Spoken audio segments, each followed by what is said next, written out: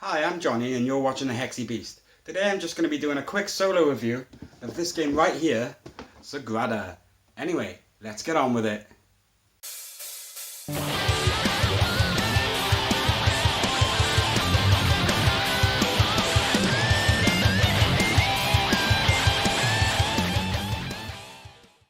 In Sagrada by Floodgate Games, you take on the role of a master craftsman who is trying to create the nicest window. So basically, in this game you're going to be trying to fill up your board with dice to beat the score of the AI.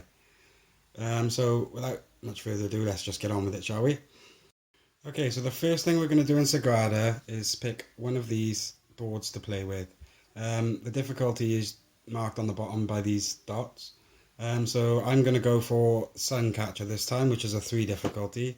And we just slot that into the bottom of the board like this. And then it's to choose our goal.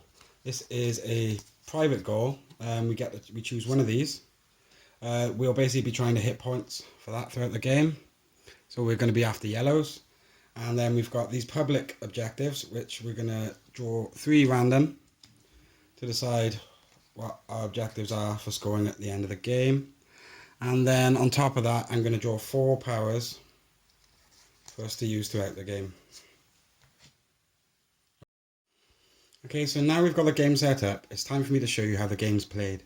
So basically, at the start of a turn, we will take 4 dice out of the bag, and we will roll them in the dice tray. Right, now, with the dice in the tray, we're supposed to choose one of these to place. So first, we need to know that we can only place on the outside. So say if I'm going to take this green one, this green 4, and put it in this corner here.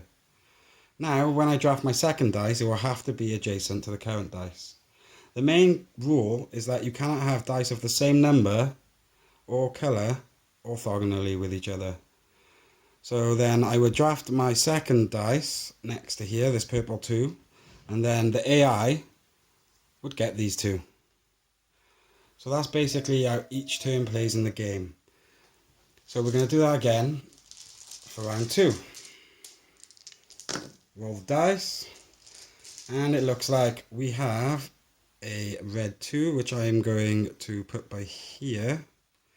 I would like this green 3, but I can't put it by here. But if we look over here, we've noticed that I get to count the pips of the yellows at the end of the game, so I probably would prefer to take this yellow 3, put it right by here.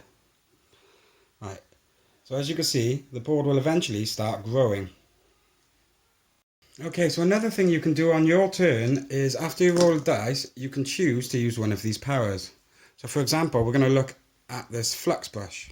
After drafting, re-roll the drafted die. So say if I wanted this yellow, and then I would then spend this purple on this corner of the card to show that that power has been used, and they can only be used once per game, which would then allow me to re-roll this yellow dice, which gives me a yellow 1. The good thing about using powers in this game is by taking dice up here, you're stopping the enemy from being able to take dice off you. So if I was to place this red 1 by here, the die can now only go on the enemy track by there, meaning he has 1 less dice. After 10 rounds, your board should be complete unless you had problems, and all the rounds will have been done. So at this point, we would be ready to score the end of the game. First thing we would do is count the pips of the enemy, which would then say, for example, we flip this over now, and he would get, just for the sake of argument, we're going to say 46 points after all his pips. We would then score for ourselves. So for this, we need to count the number of pips on the yellow dice. So we would score 1, 7, 10, 14, and 17, which would put our points by here. Then we would score the public objectives. So for each set of different colours, this one would be worth 4 points. For sets of 1 and 2, this one would be worth 2 points per set. And for each row, which doesn't repeat a number, this one would be 5 points each row. So basically, that's how the game is won. You basically got to try and beat the amount of points that the enemy gets from the pips. So now to move on to some of my opinions and why I enjoy this game. Okay, so for aesthetics, I've given this an 8 out of 10. This is because I really enjoyed these, especially. They really do add to the theme of the game, even though the game itself is quite abstracted. I think the colourful dice are beautiful. They're very pretty to look at. Get to throw them about everywhere, that's always fun.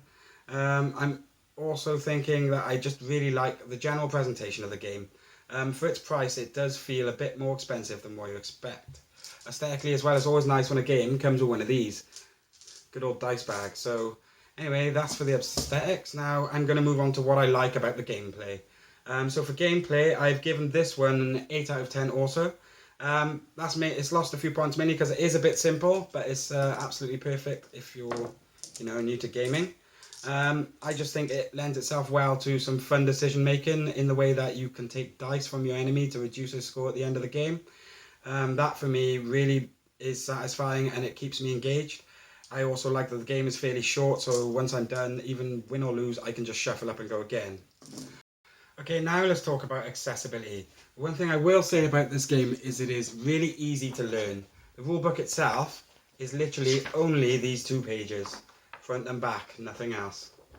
So I'll say it is very easy to learn. I think for accessibility it definitely deserves a 9.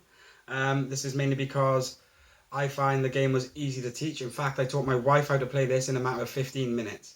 We played about 4 games. Once you get your head around the powers in the game, you can really adjust the strategy.